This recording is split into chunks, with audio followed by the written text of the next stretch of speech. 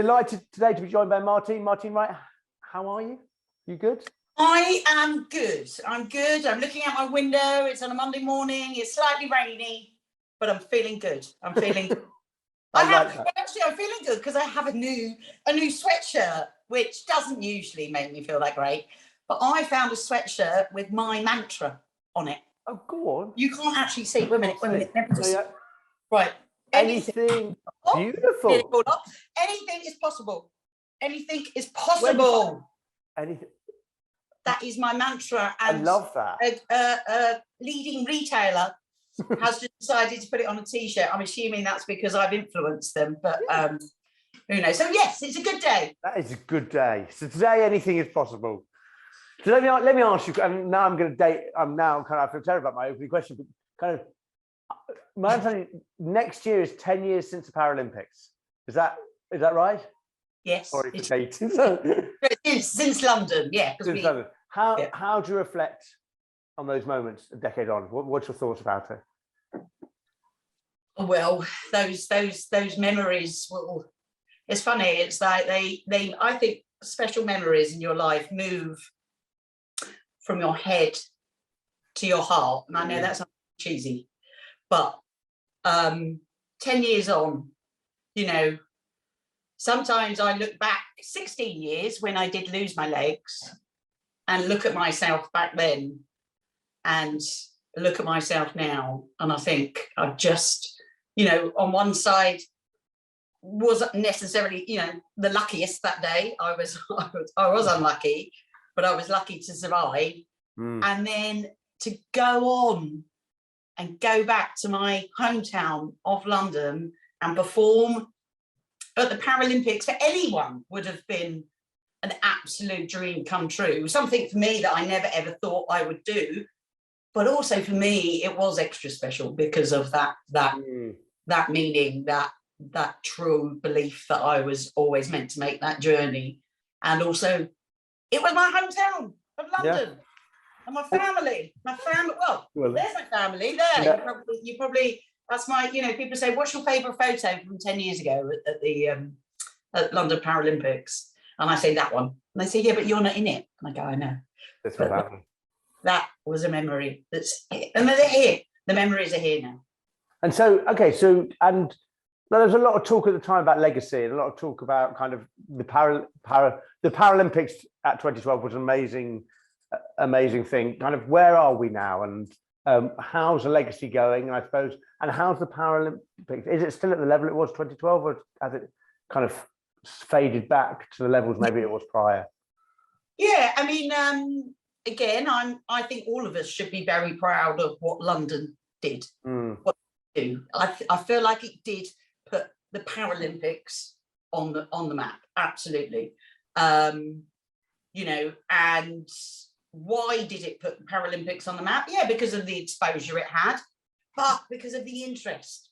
The people of our nation was really into the Paralympics. You know, I have people saying to me, oh, you know, we have amazing memories from 2012. And I'm like, oh, that's brilliant, you know, and they say, but we did so prefer the Paralympics compared to the Olympics. And I say, number one, are you telling me that because I'm Paralympian? Yeah. Sat here and I can be Olympian, you can say it.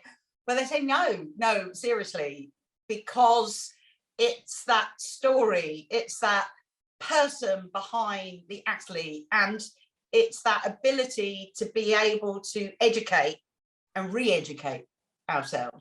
And, you know, a very, you know, yes, we did talk about legacy a lot. And I remember experiencing that legacy, obviously, after, you know, the whole experience of being able to, that, you know, the parade, the Heroes Parade around London, and seeing hundreds of thousands of people that were lining the streets, you know, for the Paralympics. Yeah. It was absolutely amazing. And then also, you know, there has been legacy and there has been change. And I think about immediately after, I have you know, an example is I used to go down to my local supermarket before the Paralympics for 2012, okay?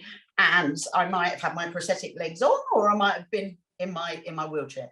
Mm. And, you know, you used to go down an aisle and, you know, say Johnny, little boy, used to say to his mum, Mum, that lady's got no legs, or look, she's got robot legs. And I'm sorry, but the mum before the Paralympics in London, for me, this was my experience, went, don't worry, Johnny, we've got to go and get sugar at aisle 13. Come on. You know, and that was it. Whereas after the Paralympics, you had these kids asking exactly the same questions to their mum, and their mum would say, don't you remember, Johnny, what we saw on the TV? Should we go up and ask her and see if she does run? Blah, blah, blah. No. Oh, I'm captain of the Great Britain City volleyball team. And just having those conversations, I think, number one, London did change things. 10 years on, it's been a long 10 years. Anything happened? Anything happened in the last 10? Yeah, let's call it 8. Let's call it 8. You know, you know, there's definitely changes. There haven't been enough changes. There's still not enough funding out there. You know, I was and exposure and equal opportunities for those people. And whether, you know, talking about my hometown of London is not the most accessible of cities. And historically, that's because how old the buildings are. But we definitely need to do more about that. More has been done, but it's all gone a bit quiet now. And, you know, for me, you know, in order to you know, carry on with my life and achieve what I want to achieve, I have to get over things before I can do that, you know, and whether that's step or whether that is, you know, things like that to access a building.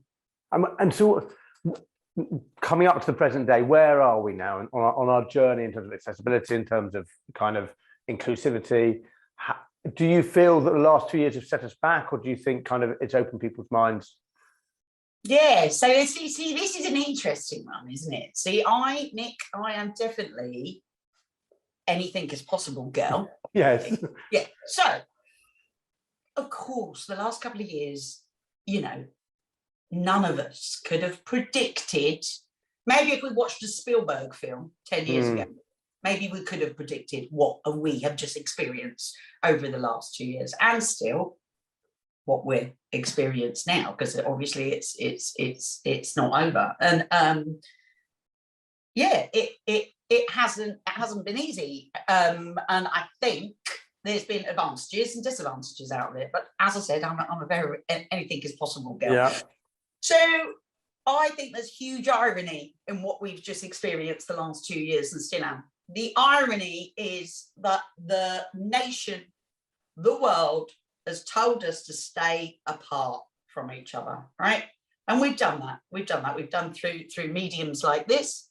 And as a result, we haven't seen each other necessarily at work, our workplaces, or having those conversations by the kettle, by the water cooler, whatever, in our work lives, or not being able to see our loved ones, and you know, the anxiety that's been involved with worrying about our kids or our mums and dads. But what I believe is actually the irony is the world's told us to stay apart, but I believe it's brought us closer together. Okay. And I believe you can't move for examples of this.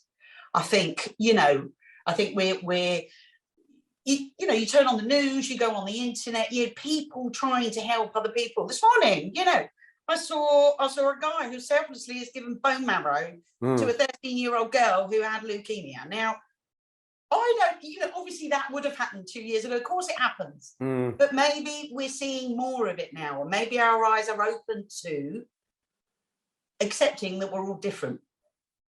Accepting that we deal with change in different ways, and that we are all different people, but that we deal with things, as I said, experiences in different ways.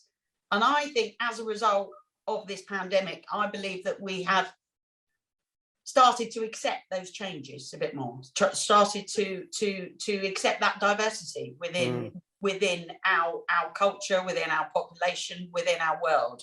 And I think people have become, you know, there's still lots of, you know, still education, absolute education, conversations, you know, conversations that maybe aren't making us feel that comfortable. But I believe we've had those conversations over the past couple of years. I believe, you know, Nick, today you told me you're in the office, but I've invited you into my office. This is my home. You know, why have I got a piano there? I don't play the piano.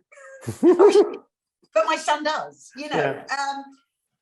You know, and I believe that between especially work colleagues, between families, we have a deeper understanding of each other, even though it might have been through a screen 90% of the time.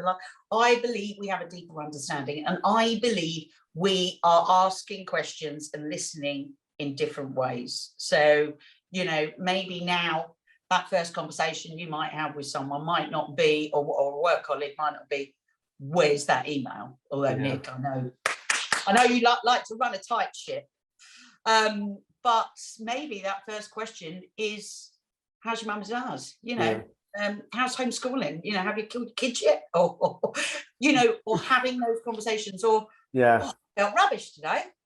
Oh really? Why? You know, and then where's that email? And I believe those conversations are happening. Those conversations are happening. And as a result, I believe, even though I'm talking to you through a screen and we're not face to face, I believe it's re-educated us. I believe it's opened us up to realise that we are all different. So it's okay to be different. So let me take that on, I suppose, kind of, that was very much about the individuals, about how we are, and it's fascinating here, really interesting. How's that translated through to companies and business? Kind of, is the business world reacting differently? Are companies reacting differently, or have they not yet managed to understand how they can influence in this new tighter knit? Yeah. Well, I mean, it's definitely changed. You know, obviously 2 years ago, you know, as a speaker, I was going out, you know, going into the same rooms of people, being surrounded by people, you know, sharing my story. And I think because my story is so emotive sometimes, it really, you know, I class myself very, very lucky and privileged that people come up to me after, because I've sparked something off within their memory or a personal experience that they have experienced. And, you know, for me, that's been harder to actually do over a screen, you know, because you know, you're not face to face with someone. But I think regarding corporate wise and company wise, I think I think companies realize that, again, we are all individuals. And one employee is not going to be the same as the other one. And maybe this whole pandemic has shown us that you know, we're all individuals, and that maybe different plans and different circumstances suit different people within companies. And I believe, you know, this has come from home, you know, working from home, but also how we've dealt with all of this, and also what we're talking about now. And what we're talking about now is, again, my Power 7 marginal gains, part of my Power 7, which is, you know, a recipe for resilience. But I have changed the content of that marginal gain. 2 years ago, I used to talk about the professional athlete world. I used to talk about how all those small improvements add up to big ones. I don't talk about that now. I talk about our mental well-being, and I talk about how important it is.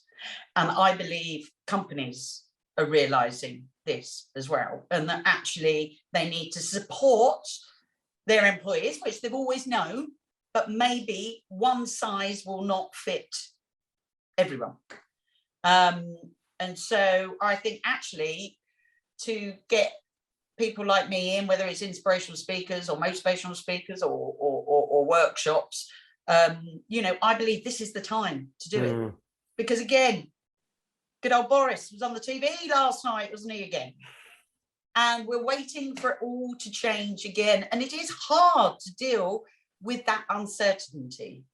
But I believe that this has taught us that, of course, we know that there are things in life that we can't control. And you know, and there's many people that have had an absolutely awful time the last couple of years with their loved ones that they've lost, or whether some of them are still sick in hospital as a result of what has happened. So, I believe that we can really take something from that.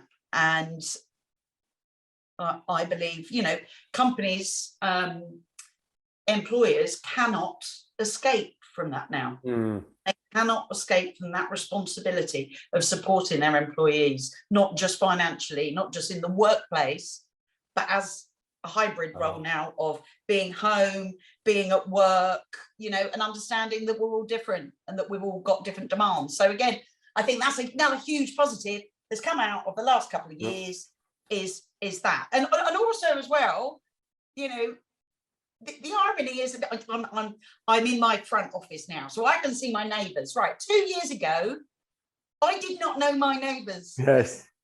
Yep. You know your neighbours now, yeah? Yes. Yeah, I go next door with about 6 of them once a month and have donuts and coffee, which I think is amazing. But I think all these things like now appreciating our key workers, our NHS. I mean, again, after Boris yesterday going, oh, we've got to do 1 million immunisations a day. Who's doing it? It's these volunteers. It's these amazing guardian angels. They're angels. They're there doing it. The NHS professionals. These are the ones that are saving our lives. And again, sorry, and I love NHS professionals because I'm an absolute product of their care. But these are good things. These are good things that have come out of bad. We now appreciate who's around us and what they do for us. So let me ask you, started by showing off the new jumper, which is glorious, with your motto, anything is possible. So let me ask you, for Martine Wright, what's possible? What's the dream right now? It's the dream.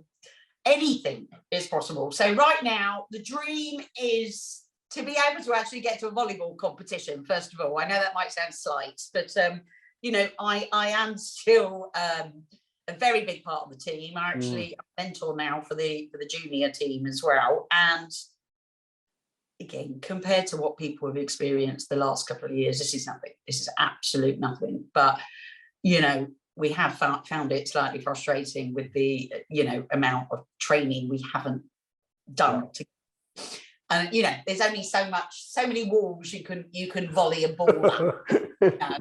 You start looking like one of those kids at school when you're waiting for your mates to come up and you're playing on your own. So to be able to do that would be amazing. We've actually got a competition that we're hoping to go to the end of January in Finland, which is always a very, very big competition. So to get our buns back on court basically together. And we did get to London, but I've been lucky to go off to a few Paralympics with Channel 4 as a reporter, but we obviously want to get to Paris, or 4 years after that, so we've got a big hike to do. So yes, that's one thing is volleyball.